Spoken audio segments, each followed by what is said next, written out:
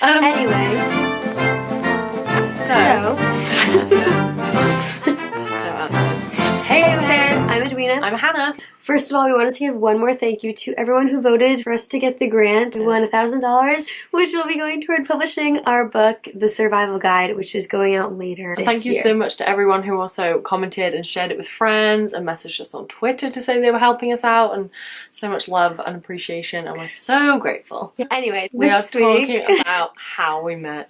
we didn't meet until like way late in our au pair experience. Yeah. Almost the very end, and we ended up having a connection and Spending every single day together for about 3 months. Yeah, 3 or 4 Literally months. every single day together. Yeah, it just goes to show that your au pair year, you're not, there's this misconception that you're gonna walk into all these friends because you're usually coming out of high school or college where community is really easy to find. Yeah. But unfortunately, as an au pair, you're in a real city, you're alone, and you have speak the to, language. you don't speak the language, and you have to find people who are in that same space and put forth a certain amount of effort to go and find community and sort through people, because there's going to be people that you don't like, there's going to be people that you kind of click with, and then there's going to be people that you like stay in touch with for the rest of your life. Yeah, so the amount of friend dates you're going to go on, I think I went on about 100 different friend dates where I'd message people on Facebook and make the effort and not have the connection and end up feeling a bit demoralised afterwards. So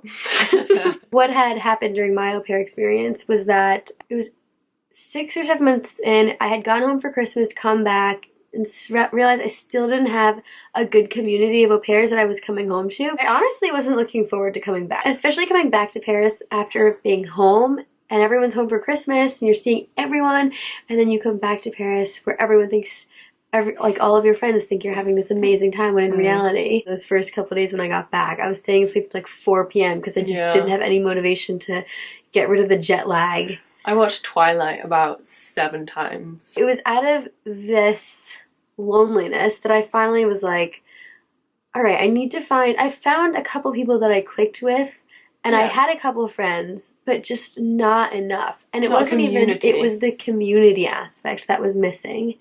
And so it was me and another friend who I still talk to, shout out to Izzy, who were sitting in my chambre de bonne one day and were like, we need to fix this, because it's easy to find people. There are au pair Facebook groups everywhere and you can find people, but finding people that live within proximity to you that can all meet together like consistently after work because you get out of work at like 9 p.m. that is very difficult to find. So we thought, okay, well, why don't we start a Facebook group and only invite people who we know live within like a mile of us. And Paris is separated into arrondissements, so we were like, let's only invite people from our arrondissement and be really strict about it. How did you decide who to invite? Like, how did you know who to invite?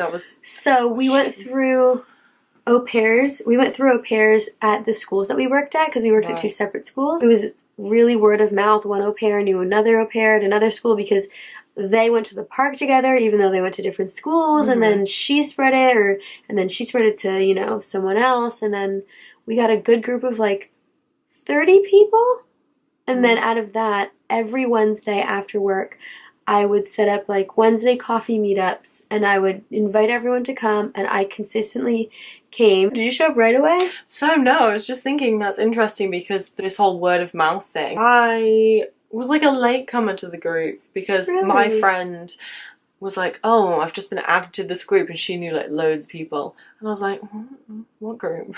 Add me. I was like so desperate to make friends. I was like, yeah. And it's so funny because from making that group, I realized everyone was desperate to make friends. Like, we were all in the same situation. And it was just a matter of creating this group that everyone was able to come and actually have an activity to do. And it was free. That was like a big deal too. Oh, yeah.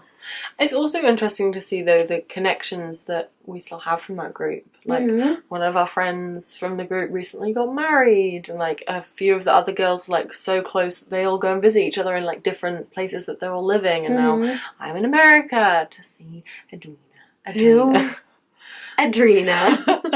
If there's anything I regret from my au pair year, I wish I had made that group sooner, because my year would have been even better. And maybe I had to go through that tumultuous, depressing time to really appreciate the end of my year, but I don't think it's ever too soon to start building community in Paris. I guess the conclusion is make friends from the au pairs that you meet at school. Make friends at the park. Ask your host parents if they know any other host parents in the area who have au pairs, because my host parents knew loads of host parents who had au pairs, and they never really told me about them until I was part of this group, and I was like, oh, I'm meeting loads of au pairs, and they were like, oh, have you met this girl and this girl? I was like, yeah, why didn't you tell me about them?